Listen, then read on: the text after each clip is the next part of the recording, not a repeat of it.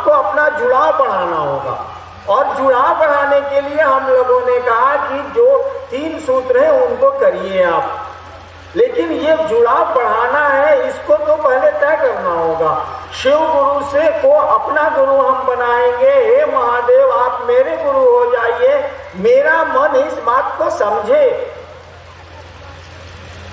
हमारा मन इस बात को समझ ले कि आप मेरे गुरु हैं, आप ऐसी दया कर दीजिए।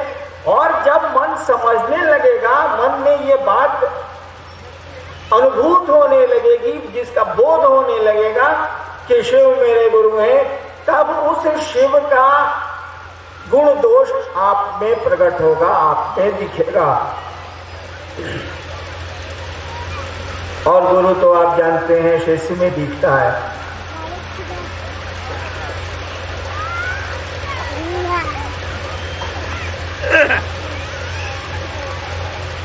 तो शिव को गुरु मानना तो जरूरी है, ठीक है, उसके बिना तो उनको गुरु बनाया नहीं जा सकता।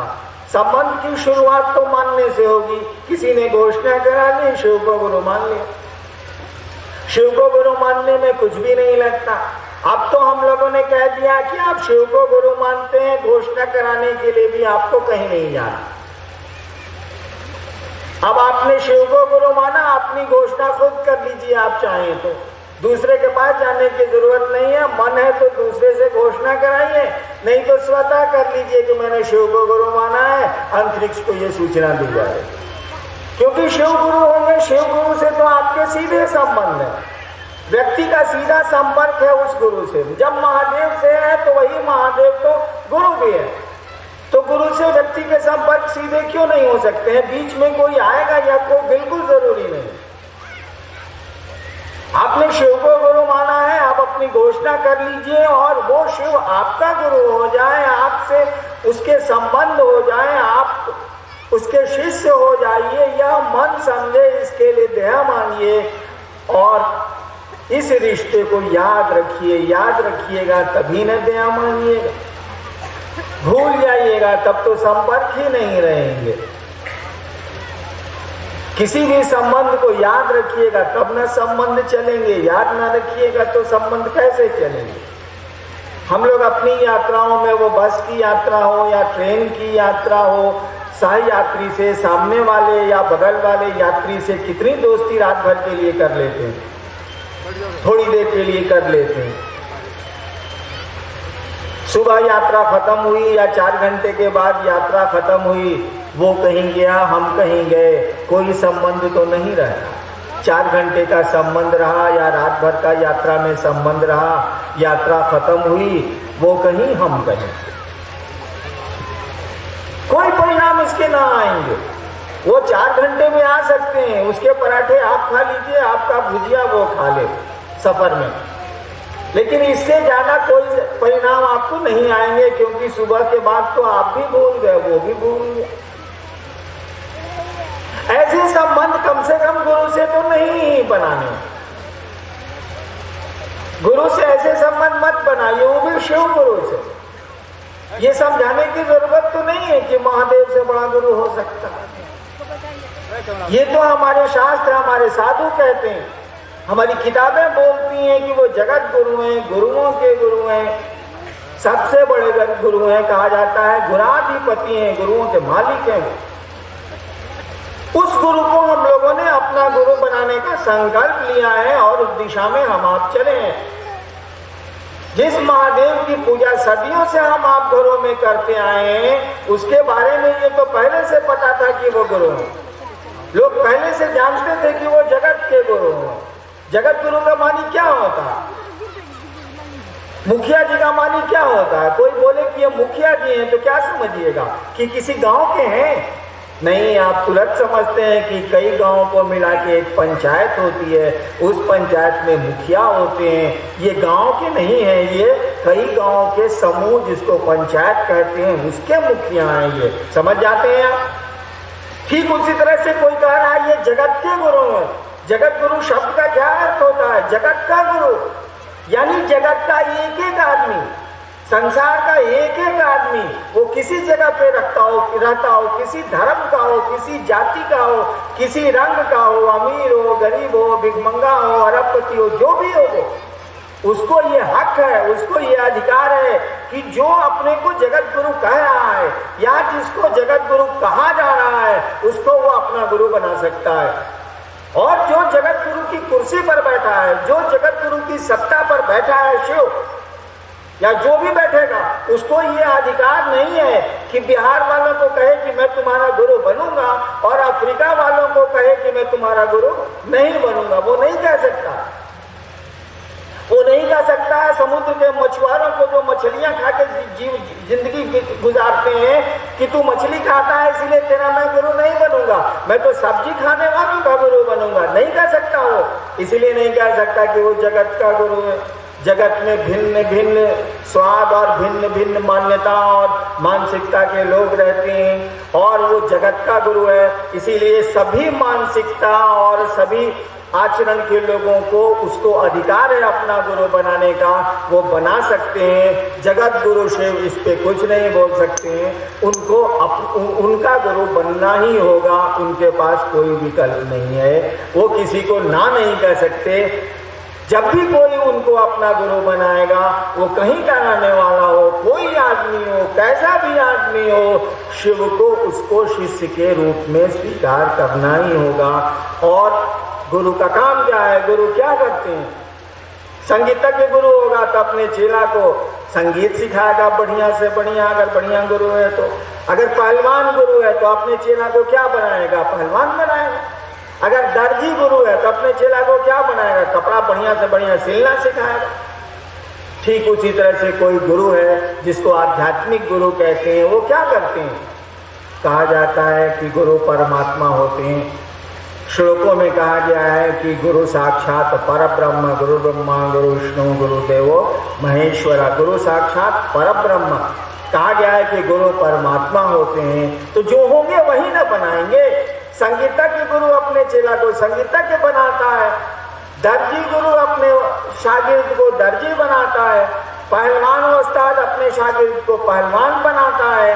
तो जो गुरु हैं जिनके बारे में कहा जाता है कि गुरु परमात्मा होते हैं, वो अपने शिष्य को परमात्मा बनाएंगे। परमात्मा बनाने का क्या मानी होता है?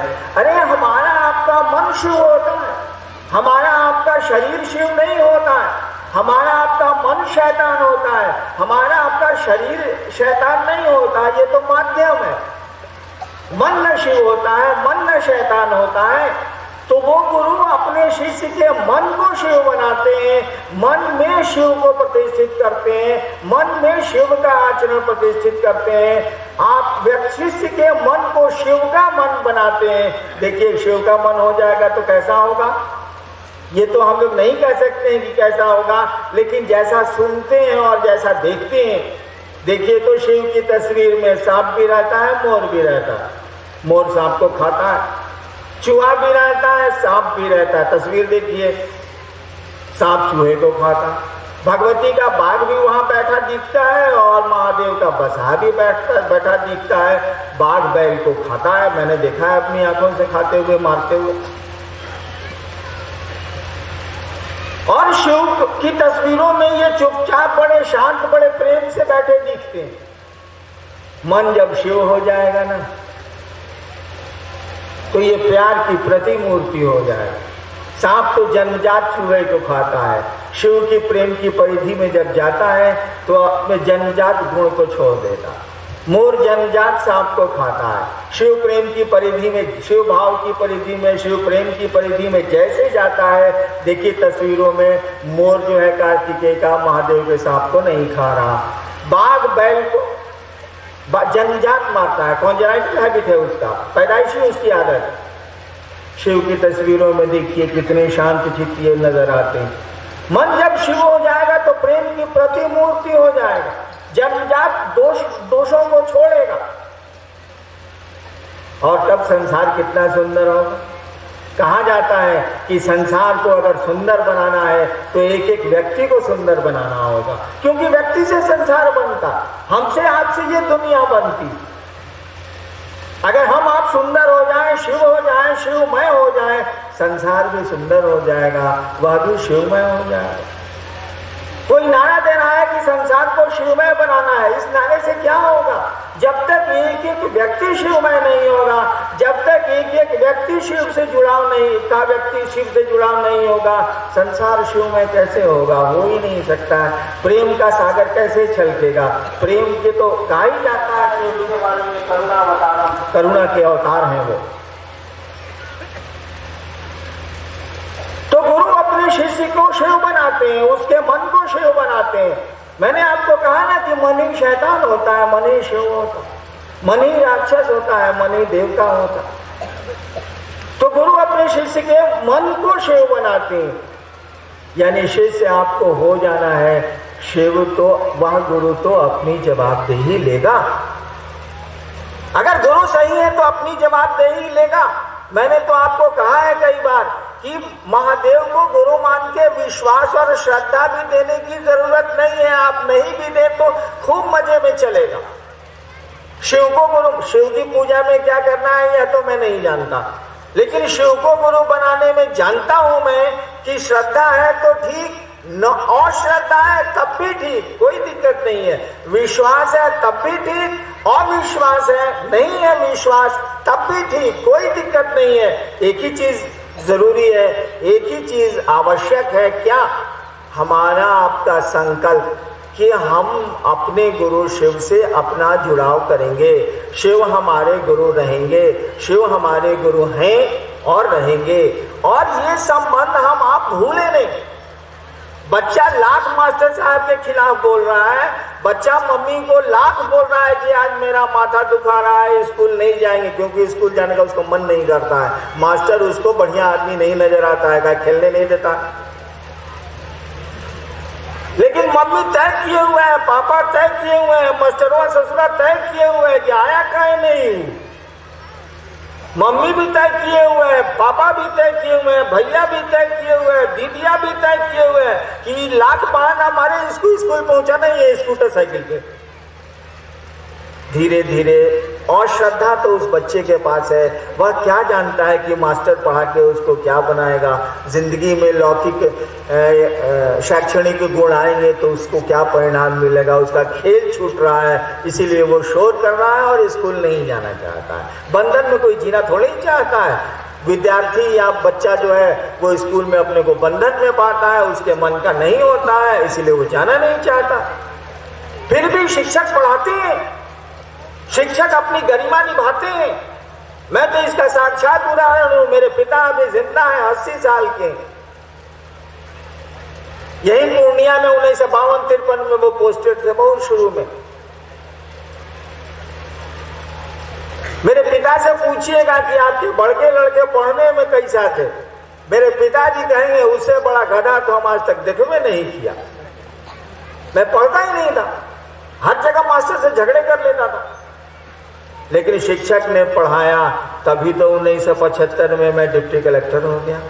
पढ़ाया तो उसने जरूर, हमने कोई श्रद्धा नहीं दी, हमने कोई विश्वास नहीं किया, बल्कि उल्टा था मेरे साथ। मैं तो अश्रद्धा करता था, झंझट करता था। मेरे एक प्रोफेसर बैठे हैं यहाँ, रामेश्वर मंडल जी, फर्स्ट ईयर में मेरे ये टीचर थे साहेबगंज कॉलेज में, ये लेक्चरर थे, मैं इनका विद्यार्थी था। इनसे मेरी मित्रता हुई थी यूनियन के झगड़े में, और मित्रता ऐसी हुई कि एक साल तक 1967 में 66-67 में एक साल तक प्रतिदिन हम लोग श्मशान जाते थे। ये शिक्षक थे, मैं इनका विद्यार्थी था, लेकिन उस मामले में हम ही इनके शिक्षक थे, ये मेरे विद्यार्थी थे।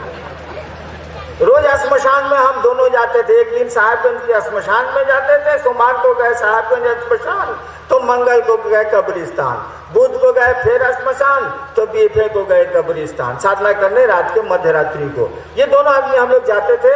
उस समय तो बहुत पुरानी बात हो गई, 66-67 की बात है। He was my teacher, I was student. लेकिन इनसे भी पूछ लीजिए, बाप तो पता नहीं जिंदा रहेंगे कि नहीं, लेकिन अभी तो हैं और जिंदा भी रहेंगे। इनसे पूछ लीजिए मैं विद्यार्थी कैसा था, हड़के रहते थे हमसे ये लोग डर से। लेकिन इन लोगों ने पढ़ाया कि नहीं पढ़ाया? पहली बार IPS में बैठा, वहां आ गया। दोबारा डिप्टी कलेक्टर की परीक्षा दी, वहां आ गया। शिक्षकों ने तो अपनी गरिमा निभाई, अपना उत्तरदायित्व, अपनी जिम्मेवारी निभाई। लाख में कमीना था, शिक्षक तो कमीना नहीं निकले। परिणाम तो बता रहे हैं कि शिक्षक ठीक थे, विद्यार्थी के रूप में मैं गड़बड़ जरूर था। इनको कोई श्रद्धा मैंने नहीं दी, इनको कोई विश्वास मैंने नहीं दिया, बल्कि उल्टा रहा मेरी तरफ से। ठीक उसी तरह से मैं आपको बताऊं, ठीक उसी तरह से मैंने शिव को गुरु माना था 1974 में। आरा गांगी के श्मशान में, आरा में गांगी श्मशान है, वहीं 2 बजे रात में मैंने शिव को गुरु माना था। मुझको तो मालूम भी नहीं था कि महादेव गुरु है, मैं नहीं जानता था, ना मैंने पढ़ा था, ना मैंने सुना था, कुछ मैं नहीं जानता था कि महादेव गुरु होते हैं, मुझको कुछ पता नहीं था। मैं बचपन से श्मशान की साधना करता था। 14 साल तक मैंने श्मशान की साधना की, रात में और दिन में जोग की साधना करता था। काहे के लिए करता था? कोई बच्चा अगर साधना कर रहा है 8वीं क्लास से श्मशान में, तो बिल्कुल बात सही है कि लोग पूछेगा काहे लगा तू मसान हो, कोई पूछेगा। तो हमको चमत्कार सीखने का शौक था। मेरा शौक था कि खूब चमत्कार सीखेंगे, बाबा बनेंगे, साले भाई धंधा करेंगे। तो मैं चमत्कार सीखने जाता था। उसी में श्मशान भी अपने प्रोफेसर साहब के साथ में कॉलेज में जब पे जाता था। मैं 8वीं क्लास से जमुई में मेरे बाबूजी SDO थे, उसी समय से मैं जाता था 61 से। गए चमत्कार सीखने के लिए, ऐसा फंस गए, ऐसा फंस गए, ऐसा फंस गए कि मत पूछिए। जो जो गुरु मेरे संपर्क में आए, जो जो आसमान के लोग मेरे संपर्क में आए, क्या परिणाम मिला आपको क्या कहें। आंखों में आंसू हैं तो देख लीजिए, अन्यथा कहने के लिए मेरे पास शब्द नहीं है। क्या कहूं, कितनी कहानी कहूं, और दुखों की कहानी कह के दूसरों को दुख क्यों दूं मैं।